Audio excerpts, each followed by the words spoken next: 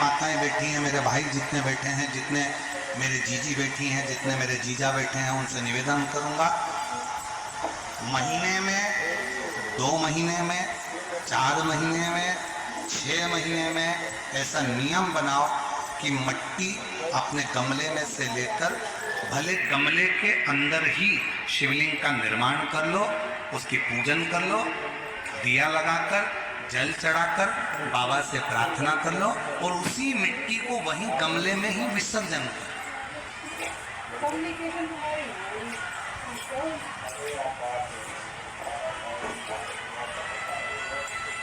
जो लोग कहते हैं हमारा व्यापार नहीं चल रहा, जो लोग कहते हैं हम बड़े दुखी हैं, बहुत तकलीफ में हैं, बहुत कष्ट में हैं,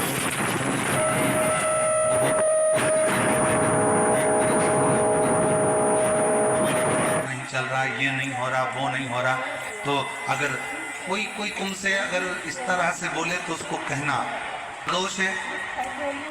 जो तुमसे कहे कि मेरे घर में लक्ष्मी नहीं है, मैं बहुत डिप्रेशन में चल रही हूँ, बहुत टेंशन है, बहुत तकलीफ है, बहुत कष्ट है, बहुत कष्ट। पार्थिव शिवलिंग का निर्माण,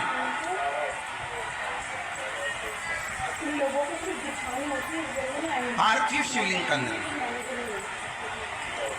महाराज प्रत्येक घर में हर महीने, भले गमले में करो, थाली में करो, पूजन के स्थान पर करो, और पार्थिव लिंग का निर्माण होना चाहिए प्रत्येक। और फिर निवेदन करें, जिसकी जिंदगी में कर्जा ही कर्जा डूबा हुआ है, कर्जे में लगा लूम हो और कोई उन्नति हो ही नहीं रही, बहुत कष्ट में हो गए, तो प्रदोष के दिन बेलपत्री के वृक्ष के नीचे दीप लगाएं, शिव जी के मंदिर में जाकर दीप लगाएं और अपने घर के दरवाजे पर दीप लगाएं। प्रदोष के दिन बेलपत्र के वृक्ष के नीचे लगाया गया दीपक, शिव मंदिर में लगाया गया दीपक और अपने दरवाजे पर लगाया गया दीपक, ये तीनों जब एकाग्रित भाव से दीप लगाए जाते हैं तो ब्रह्मा विष्णु महेश हमारे कार्य की सफलता देते ही हैं, उसमें अटकल नहीं है, उसमें तकलीफ नहीं है।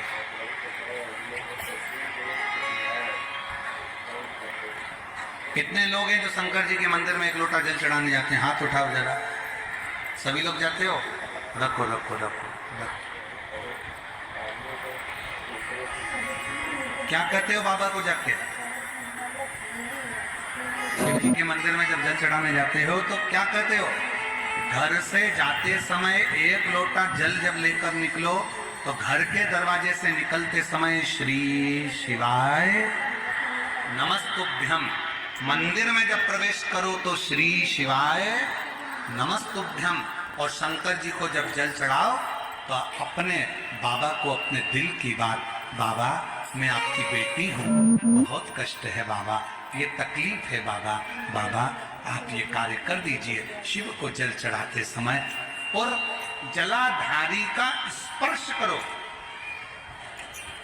जलाधारी का स्पर्श करो और बाबा से विनय करो। मान लो किसी काम के लिए आप बहुत दिनों से लगे हुए हो और वो कार्य पूर्ण नहीं हो रहा, बहुत दिनों से लगे हो, मेरा ये कार्य होना चाहिए, मेरा ये कार्य होना चाहिए, मेरा ये कार्य होना चाहिए, और नहीं हो रहा, तो शिव महापुराण का एक बड़ा सुंदर सा भाव कहा,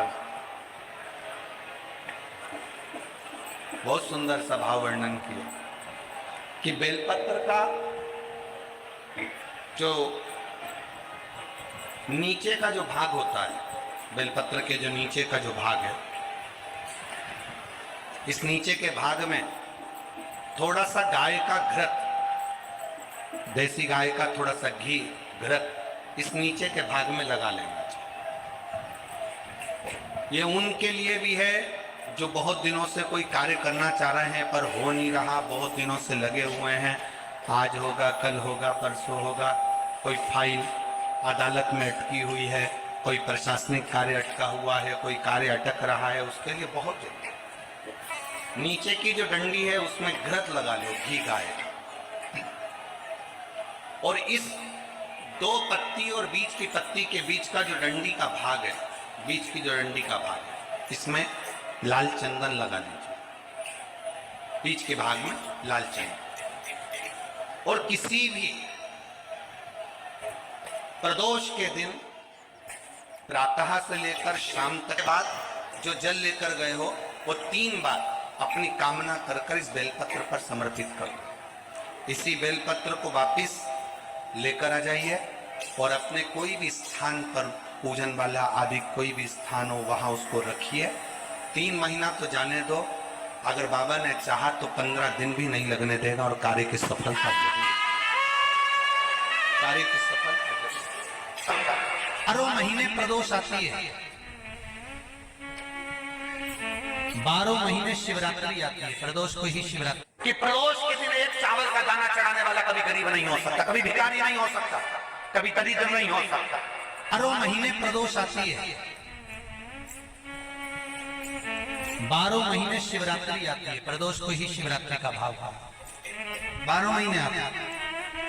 अगर व्यापार ना चले, दुख तकलीफ ज्यादा हो, कष्ट ज्यादा हो, बहुत टेंशन जिंदगी में चल रहा हो, कोई काम हो ही नहीं रहा, कोई दिक्कत ही दिक्कत है, व्यापार सही ना चल रहा हो, कष्ट ही कष्ट हो,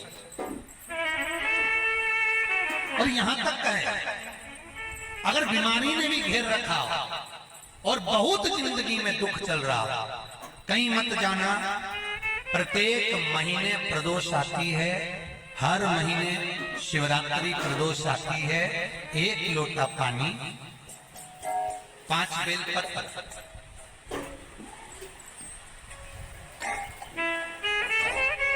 5 बेलपत्र, 1 शमी पत्र, 1 शमी पत्र, 5 बेलपत्र तांबे के लोटे में जल में डाल लीजिए। 7 दाने अक्षत के आखे अक्षत से डाल लीजिए। और प्रदोष काल में, प्रदोष काल जो शाम का समय होता है, प्रदोष काल में भगवान शंकर के मंदिर जाकर पांव में चप्पल पहनकर ना जाइए, घर में घी का दिया लगाकर कलश लेकर शिव के मंदिर में चले जाइए। शिव मंदिर में दिया नहीं लगाना है, आपको केवल घर में दिया लगाकर जाना है। और शंकर जी के मंदिर में वो ऐसा कैसा ही पानी पूरा उंडेल कर डालकर शिवलिंग पर आ जाएगा। झोली पसार कर प्रणाम करिए। शंकर की देहली पर 2 मिनट बैठकर ओम नमः शिवाय का स्मरण कर लीजिए। ओम नमः शिवाय भी आपको बोलना बताया था कि सौभाग्यवती नारी स्त्री नमः शिवाय ओम बोले और पुरुष ओम नमः शिवाय। अगर पति और पत्नी दोनों बैठकर जाप कर रहे हैं तो दोनों ओम नमः शिवाय बोल सकते हैं, पर नारी अगर अकेले बैठकर स्मरण कर रही है तो नमः शिवाय ओम। आप जब नमः शिवाय ओम बोलना चालू करेंगे तो ओम अपने आप ही आगे आ जाएगा। बोल कर देखिए, नमः शिवाय ओम, नमः शिवाय ओम, नमः शिवाय ओम, नमः शिवाय ओम, नमः शिवाय, नमः शिवाय से चालू करा, ओम अपने आप आगे आ जाएगा। पर पुरुष जब जब जाप करे ओम नमः शिवाय बोले, पति पत्नी दोनों बैठकर जाप कर रहे हैं तो ओम नमः शिवाय बोल सकते हैं। केवल स्त्री जाप कर रही